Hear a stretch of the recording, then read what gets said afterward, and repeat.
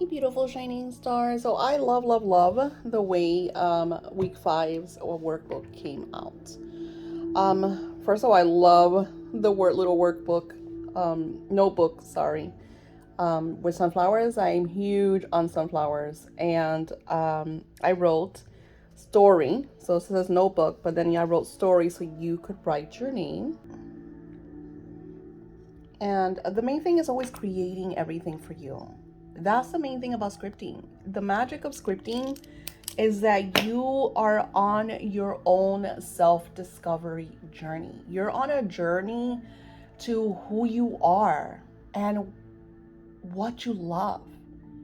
And you don't apologize for being who you are and for doing what you love.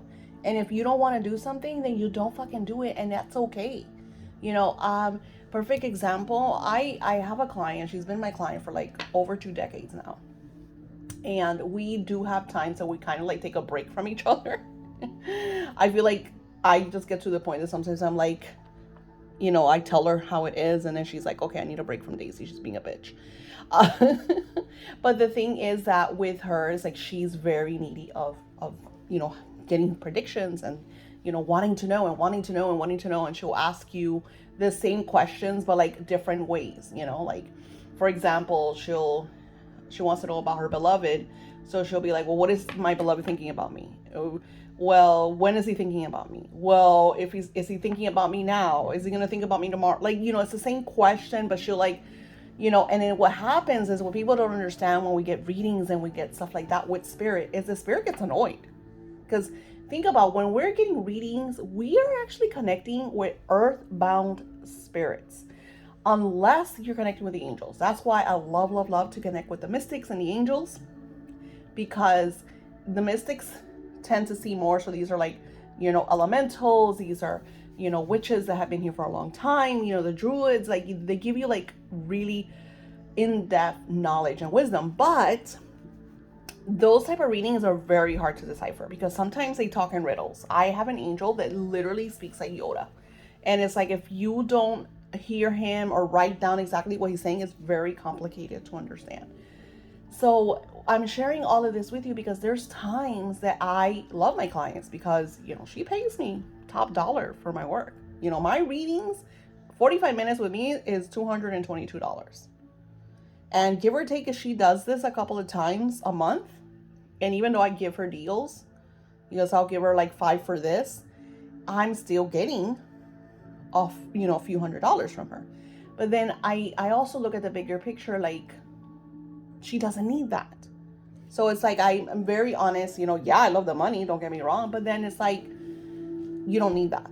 And and I'm very honest and I'll tell her, So it's our story is stay in our truth. It's like no matter what your business is, what your job is, what your career is you working through your integrity. You don't want to do, I'm going to tell you a big secret. I used to work for Disney. I used to work for Disney. And while I'm huge on Disney, because you know that my lifestyle is all about going to the theme parks and going to the beach and all, I love the fantasy of going into Magic Kingdom and feeling like I'm in another world. Is very like mental childhood. Absolutely love it, love. I always wanted to have that Disney lifestyle, and I thought that by coming over here and working for Disney, that was it. It turns out it's not. It turns out that I love Disney as a guest. To me, at 49, working for so many different companies, because I've been working since I was 13 years old, Disney has been the worst company I've ever worked with. You cannot imagine when you see these cast members, you cannot imagine how horribly they're treated. I've been sexually harassed. I've been discriminated. I've been bullied. And at the end, I'm blacklisted because I have a big mouth from working at Disney, because we did not end in good terms because I have a big mouth. So it's being in your story and doing, even when I was working for Disney and I was really trying, because the people that I worked with were amazing. Like my co-cast member, friends, workers, whatever you want to call it, I still connect with them. Amazing. It was the leadership. It was the managers, which are called leaders, and then the ones above them. It was very rare that you found a good team. And we finally had a good team before COVID, and then COVID hit and everything, it changed, it completely changed. But look at the story. Disney's suffering. Disney's suffering because all these changes that they've done, all the ways they belittle their cast members, that they don't take care of. Like, there's people that are boycotting them. That there's people that they don't go to Disney anymore. So when you write your story, write it through a viewpoint of what you want to do. Because sometimes we think that we want this, but we actually want something else. Like when I was 14, like when I was in school and people were asking me, what are you going to be when you grow up? I always said I was going to be a teacher. And here I am. I'm a fucking teacher. But I thought I was going to be like an educational teacher. And I was. For 15 years, I was a Head Start teacher. I have an associate's in education. I worked for schools in the county. I worked with abused kids for a long time. So I've been through all of that, and I loved having my classroom, and I loved decorating, and I loved teaching the kids. I still have students that are now 30. Imagine, I was 14 when I started. 14, because I was able to get like college credits, in high school and volunteer, and then I was able to get a job as a Head Start teacher. It was a lot easier back then, but it was harder because I had 25 kids in a class, no assistant, just me and 25 kids. It was crazy. Now they complain and they have like 2 assistants.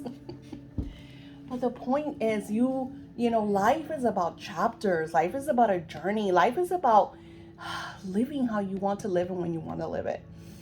I went through 6 months of tolerating my mother-in-law in my house.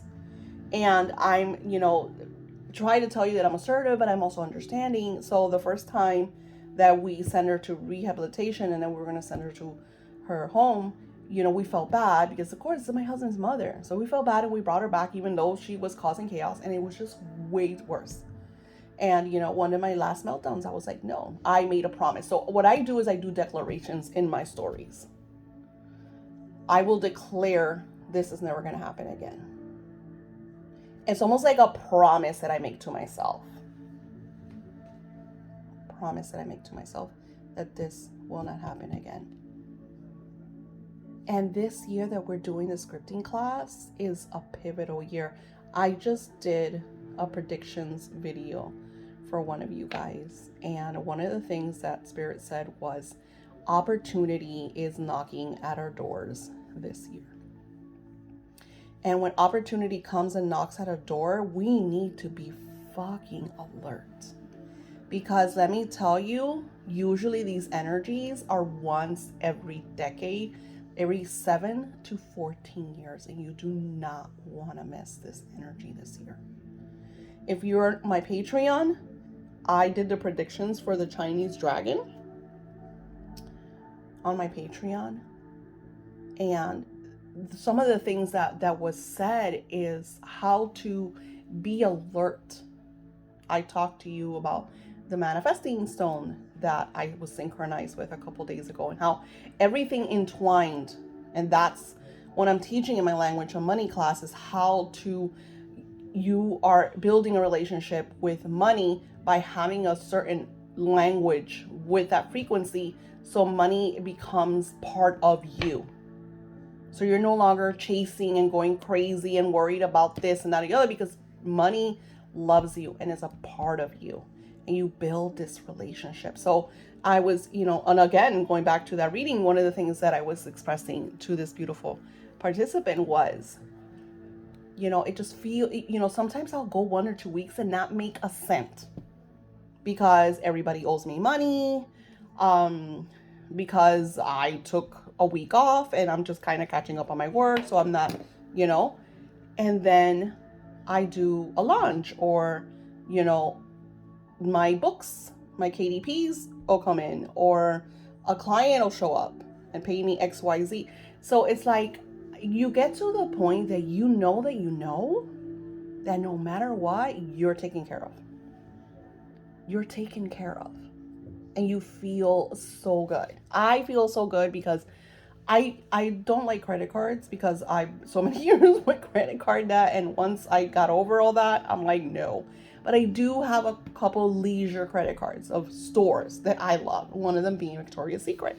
So every time that I go, if I spend 100, 200, 300, 500, whatever I spend, I make sure that I pay it off.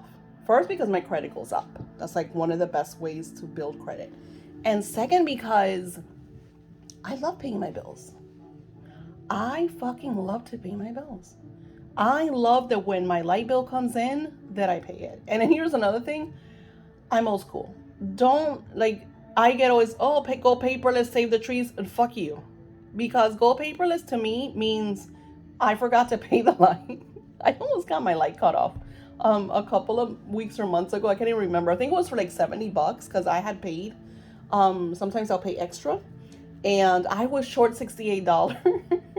And I got the text. Thank God they did paperless. They texted me and told me, hey, if you don't pay the $68 by tomorrow, we're cutting your fucking light. And I was like, oh shit. I was like, let me go pay that right now. Like that would have been redonkulous. But the point is, I'm so grateful for paying my bills. I love paying my bills. I love paying my light bill. I love paying my credit cards. I love paying my home. You know, it just feels good to me. So, and this, I was not always like this because I grew up around people, and still my mom is still like this. My mom is like, oh my God, I gotta pay the insurance. And she's like squeaks and yells, and it's not easy. She loves to say it's not, no fácil. That's like Spanish for it's not easy. Loves. But my mom is lush. My mom has everything paid off. Her house is paid off. She has retirement. She's taken care of. But she loves to complain. So your story emanates one way or the other, because even though she's lush, that negativity is in her health. She never feels good. She's always in the hospital. She's,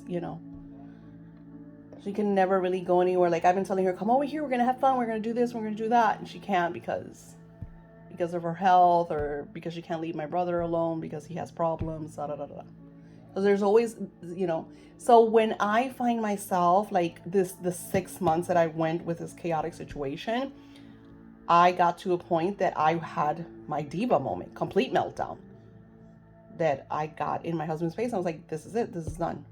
And then I declared, and then everything synchronized. And, it's almost like that. It happened on February 2nd. It's synchronized because I declared, I said, I no longer tolerate this. And I want you to get to a space where you decide what you don't tolerate. If your beloved is not giving you what you desire, I don't tolerate that you haven't fucking married me. I don't tolerate that you haven't proposed. I don't tolerate that you're not supporting me.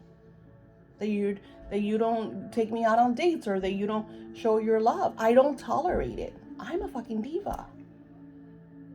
But you don't have to be a diva, because not everybody's gonna be as, as crazy as me. You don't have to be that. You could say it self. So in this beautiful journal that I've created, which I love because the sunflowers make me happy,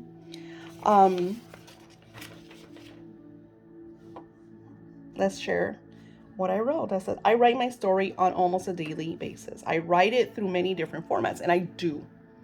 I stated here in my journals and in my printables, and here I am. I'm creating these classes for you, but they're for me because I do all the work. As a matter of fact, I'm doing this work and I'm doing the language of money work. And I still go back to the old wealth class, and especially that I'm revamping it because I'm going to relaunch it into a whole new package. And those of you that were already part of that wealth class, you still have access to it because you already paid for it. So even if that class goes up to $500 as well, guess what? You guys paid for it XYZ ago, and it's still part of you. All I have to do is re-add you. It's super awesome. So I will text my story to like-minded friends. And this is something that I want us to do. I think I wrote about this in week 5. I want you, and I'm supposed to do this for my on-calls. It's just that I've been going through crazy stuff, so I haven't been able to do it. I'm going to be texting scripts to my on-calls. I already script for them on their altars all the time, and I love it because it feels good to me. Feels really good to me. As a matter of fact, one of the headworks that I just did not so long ago, um, when I connect with the spiritual energy of my clients, through that I go into this ethereal, I go into their spiritual self, and I see all their blocks, I see all their chaos. So even if the client is telling me, no, Daisy, I'm fine, I see that they're not, or I see that they are. I could see if they're telling me the truth or lying. I don't judge. I mean, I feel like a lot of times, sometimes clients will come to me because they feel like they did something wrong and they think I'm going to judge them. I do not judge. First of all, I'm not a judgmental person. I've never had been. And second of all, because part of my work is I'm here for you no matter what. AKA, Spirit is here for you no matter what. Spirit is not going to judge you. Spirit is just going to advise which is the best way to go. And you, using your willpower, could decide yes or no, right? So when I go into that ethereal state with the person, that I break down the barriers and I'm like, listen, dude, what the fuck is wrong with you? You have this beautiful person and you're like eating shit. I'm going to tell you a story. I love Amanda Francis. I've been following her for a while. And one of the goals that I had was to take her course. Her courses are $2,000 or $3,000 sometimes, depends, right? But I've been doing a lot of work with her. She has inspired a lot. She inspired my past wealth class along with The Richest Man in Babylon. And, you know, she doesn't do, like, the language of money is completely different from what she does, because the language of money is more like frequency. Actually, no, because she works with frequency too, but it's more like words. And we do things called, you could look them up, switch words. We do clearing our subconscious. Like, there's a lot of energy that goes into the language of money, so it's very different. But one of the things that I loved about her was the way she kind of, like, at a very young age, because I think she's like 30, you know, she does not take anybody's bullshit. And I feel like I'm the same way, but it took me a long time to get here. Like, I see her that she's been there since she was in her 20s. So one of the things that I love about her is that she's very honest. And I feel like as a teacher, when you're super honest, people love that because they could see it. People know, it's just like a nature, like an instinct. We know when people are lying. We know when people are just showing some kind of way because they want something from you, right? And that's why I love. So she did a video. Shoot, I lost track of mine.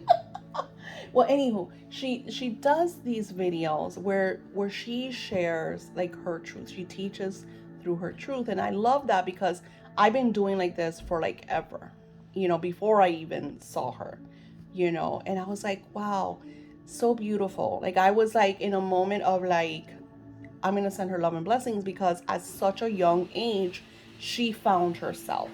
And one of the things that I have was that I felt like, not like, I guess you could say even guilt and regret, that it took me such a long time for me to like really walk in my shoes, you know. And I didn't really do this until I was in my late 30s and even going into my 40s. It took me a while to be like, listen, mom, I love you, but your truth and my truth are not the same truth. Or listen, husband, I love you, but you do you and I'm gonna do me. You know, so it just took me a while. And with me, this experience with my mother-in-law helped me to see that we all are born and that we all are going to grow old and we're all going to die in this physical world and go to the next. And then we allow other people to define us and to tell us what our story is. So I'm constantly creating my story. Of course, it's easy for me because, hello, it's my work. But I put that first. Like, before I do any of this or any of my client work, I sit down with my 5 journals and I do different sets of declarations. So I want you this week to declare what you no longer tolerate and what is your new story. And I want you to do it in a state of, this is how it is. This is how it is. Because you're doing this for you. Doing this for you. Because like, even when I'm going through all this stuff and my husband's going through this and we, things just kind of fall apart, I always have someone, like my mom's always gonna be like, well, you could always do this. No, I don't tolerate that no more. That's not part of my story. I'm at this level, honey. This is my level. This is where I'm at. You got to come up here with me if you want to hang out with me at this level. I don't tolerate that level no more. I did in my 20s and 30s, and I would, So it's like we build ourselves through our stories. And the more you work on your story, the more you repeat your story, you embed that into your subconscious. And that becomes real. And I remember when I first started doing this, that's what I would do, the what if, or, because I couldn't I couldn't say that I was making, that I had $10,000 clients, because I never had a $10,000 client. So it didn't feel real to me. So I would have to do, well, what if I get a 10,000? What if a client just shows up to my Etsy shop and decides to pay me $10,000? And it took a couple of like 3 or 4 months of what if, and that fucking client showed up in my Etsy shop, and the first payment was $1,500, the second was $5,000, the last one was $10,000 from the same client. What if? Because we become what we believe that we are. And I share this with you, not to talk down to you, because God knows that I want to go into my multi-million-dollar, and I'm not there yet. But it's entering my life. And this year, opportunity is knocking. So you want to tell your story through your eyes and through your desires, because you are true to you. And that's what I fucking love. Wow. 20 minutes. So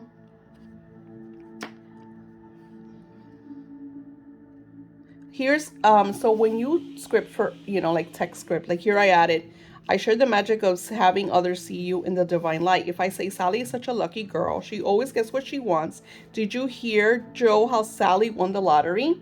So I always use Sally and Joe. They're like my Jane Doe and John Smith, right? Or whatever. Or Johnny Hancock. I don't know, whatever the fuck. Anywho, so I'm going to give you another story because, I'm a storyteller. So my son Ricky was telling me, oh my God, Mom, I have this friend who, he says he always wins the lottery. He says, look, dude, to me, the lottery is like investing. Instead of me investing in Wall Street and like stocks and whatever, I invest in the lottery. He says that he will go, to work because he's a server and he gets X amount of money. And every day he says, okay, $20. If he makes X amount, he'll take, a percentage, and that percentage goes into the lottery. And my son explains that he has won thousands upon thousands of dollars. So it's like an investment. He sees it as a way of him. Sometimes I win and sometimes I don't. My husband is super funny, which I think is crazy because he tells me a similar story. He says that when he used to do surveys, and this was like when we were super, super young. My husband was like 20 something and I was like a teenager. And he explains that there was this guy, like one of the guys that they would call was a tow truck driver. So the guy on the line of work, he had originally been a police officer. He got shot in the head and he's like very lucky to be alive, but he couldn't work anymore because mentally he couldn't, like he wouldn't pass like the mental test and stuff because you have to pass through certain psychological testing in order to be a police officer. He wouldn't pass anymore. So he used like, the lawsuit money and whatever they paid him. And he, became a tow truck driver, and he would, sometimes they would pay him tips and cash, and every day he would invest in the lottery. And what happened was that he won big time. It wasn't crazy. It was like $50,000, but he used that to get another tow truck. So then he did that so many times with the lottery that he was able to have his own tow truck business. So he wasn't just a tow truck driver. He got to the point that he didn't have to drive anymore because since he was, hurt, he was like, he would have like a lot of headaches and stuff like that. So he delegated, he started his business. So the whole point, the reason I'm sharing this with you is because people talk. So did you hear that Joe won a lot? Joe is so lucky. So I declaring over Joe's being lucky, over Joe always winning lottery. Perfect. You could look her up. I absolutely love her. I've read her books a couple times. I listen to her videos all the time. Helen Hadsel. Now, I'm a contester. I've been contesting since the 90s. I think I would do like little contests, little sweepstakes, giveaways every time, because my husband used to work at Macy's. Every time that my husband put me in, like, they would be like, oh boy, Daisy's here, she's gonna win. And I think it's so funny because Helen Hensel, when she would go to anytime there was a giveaway or something, they would like freak out because you were like, oh, she's here, she wins everything, might as well. So they're giving you that energy, and you better believe that I fucking won everything. I would win purses, I would win perfume sets. I had so many perfumes that I remember when I got pregnant with my son, because I used to get nauseous. I gave them all to my mom, and believe it or not, she got robbed. And they took like thousands of dollars of perfumes that I didn't purchase. They were all one. So Helen Hessel says that when you create this story, this vibration, this I am this person and this happens to me because it just does, because that's who I am and that's how I vibe. So when you're telling that story and then people around you are like, holy shit, yeah, oh my God, she wins everything. Oh my God, did you hear? Same thing with Amanda Frances. Like, Amanda Frances is known as the money queen. Oh, she's a millionaire. Oh my God, did you see? She explains it. She's like, when I started, I only had a small following, and she still has a small following. If you go to her YouTube, her subscribers are only 30,000 subscribers. Her Instagram is a few, like, she has a big following on Instagram, but it's not as crazy as the millions of dollars that this woman makes a year. So it's like, you just have to tell the story. Like, you don't have to worry about what is going to unravel for you to receive what it is that you want to receive, from your pregnancies to your spouses or partners, to your careers, to your health. Anything and everything that you intend and desire is a frequency, is an alignment, is you achieving what it is that you want by doing the things that you have to do in order to co-create it. So this week is going to be very interactive, and I'm already going to 30 minutes. So I just wanted to do kind of like this intro video for this, and I love this. So I know I am worthy. I know that I can have it all because I am deserving. And this is a whole other thing. Like, sometimes we don't feel that we deserve something because of what people used to tell us. You don't deserve this. My daughter goes through all the time since she was homeschooled, and she never really got, like, she's getting her diploma now. So there's very times that she was like, oh, I'm so stupid, I'm so dumb. And I was like, don't do that. Because at 14, you were more mature than so many girls. I share her. I go, look at this person, look at that person, look at who you were at 14 and how they act and how they are. My daughter started working at 16. My daughter has a savings. She has her business. So I was like, you can't put, because people say that you need a bachelor's degree, do it if you want to do it. Like, 'cause I always tell her, like, please go to school, have fun. She's super young. But do not allow anyone to define who you are or tell you that you don't deserve something because that's what they think. Because they are nothing in your life to tell you that. And unfortunately, we listen to, especially when we're young and we're still like a sponge, kind of taking all that in, I would argue with my dad because my dad always saw me as a high school dropout because I left school when I was in 9th grade. But my dad never thought that I got my diploma and that I went to college. Like, I'm like, how did you think I could be a teacher? Like, did you think what did you think I did to become a teacher? And it's because, unfortunately, sometimes they see you at a certain way. So you have to be You need to share your story, voice your story. So no one, not your parents, not your friends, not your coworkers, especially not your bosses, could define who you are. You create who you are. So in this one, it says, do I have a story to share with you? So I give you like little prompts. So I'm like citing. It's almost like, do I have a story to share with you? You're not going to believe what has happened to me and for me. So this is an exciting prompt. That's why I wanted to create this video, because I know sometimes I write very fugly. So I want you to get excited. Oh my God, do I have a story to share with you? You're not going to believe what happened to me. Let me tell you. So you want to express your excitement about your story. Think about what it is you want. Can you believe that my beloved proposed? Can you believe finally I'm pregnant? Can you believe I'm going into my second trimester?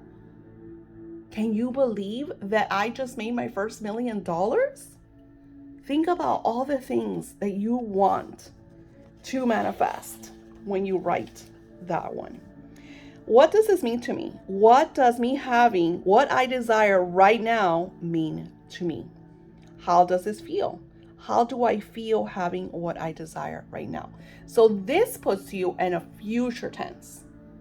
Like, let's per se that you, and I use marriage and stuff a lot because, hello, I'm the love goddess. All I work with is your guys' love lives. So per se that you've been like in a relationship for like maybe a couple months or a couple years, and you're just ready to take it up. And you know, Neville Goddard talks about this all the time. Like, he literally has a story about a woman who wanted to be married. She wanted to be married. She was in a dire state. And what she did was she bought a ring. She put on a ring, and she would just look at her ring, and she would see that she was engaged, and then she, you know, I don't remember if it was Louise Hay that talks about the picture frame. Put a picture frame next to your bed with you and your beloved in a wedding. Like, it's so easy now with AI. You could literally grab a picture of you and your partner that you want to have a committed relationship with, and AI that and put it next to your bed. You know, it's so easy to do that now. So what does this mean to me? What does it mean for me to be married? What does it mean? So you're defining the definition, because sometimes, and this is when the truth also comes out, because sometimes we think we want something, but we don't really want it. So by defining what it is that you're saying that you desire means to you, is also going to help you realize a lot of truth. What does it mean having what I desire right now? And then, how does this feel? How do I feel having what I desire right now? So right now, I have this that I've been waiting for 5 years. Because sometimes we wait a long time for the things that we want and we intend and we desire. But I have it right now, and I feel like this. I feel excited. I am super grateful. I'm super giddy. I'm making plans. And then you write, like, what does it look like? What does your life look like? Describe your home, describe your car, describe your beloved, describe the clothes that you're wearing. How does your hair look? Like, the more details you give, the more you feel that beautiful, beautiful energy. And then I think this is the last page, because the other one I left it blank for you. Yep. Today, oh my God. I'm sorry, guys. I will fix this. Today, I am in a state of gratitude. And because I am in the state, I see things through loving light and vision. This is what it all looks like to me. So since today I'm in a state of gratitude, and sometimes you are, because you just feel good. You just feel fucking good. So you're in this state of gratitude. Maybe something happened. Maybe you got good news. Maybe you just woke up super giddy. So what is the state for you? Like, why are you happy? Like, describe that feeling, because it's that feeling that just aligns and brings more of that energy into you. So I love that where I'm an optimist, so of course it's a lot easier for me, but I get it. Like, we don't all wake up on the right side of the bed. So, but when you do, when you feel that state of gratitude, when you feel that state of excitement, like I'm excited that we are on week 5 of our 6-week scripting class, and that I've literally have squeezed out this class from stone because what I've gone through in these last couple of weeks have been so chaotic that I don't even know how I'm here. So I'm giddy and grateful, my friends. Really giddy and grateful. So you want to, when you're in this state of gratitude and loving, just emanate that energy. Just engulf yourself in that beautiful energy and just expand it and expand it and expand it and just live it. And by writing it down and then rereading, the whole point of this stuff is I will go back. That's why I say create a journal or have a binder or do both, because you go back. I don't know about you guys, but when I go back to some of the stuff that I write and I see the pictures of like my granddaughters, and I cry because I'm so happy about those moments. I relish in those moments. And that's what expansion is, and that's what you are constantly co-creating. Constantly. All right, so I think there's enough for here. I hope this brought a lot of light. I'm going to revamp this so before you guys download my craziness. And I will also be sharing more videos for week 5 because we're going to be doing some verbal exercises. Because remember, scripting is not just pen and paper. You want to rant. I talked about that, I think, in the intro to this week. I rant sometimes, and I have some affirmations that I found that I'm going to create a whole other video on just for you. Namaste.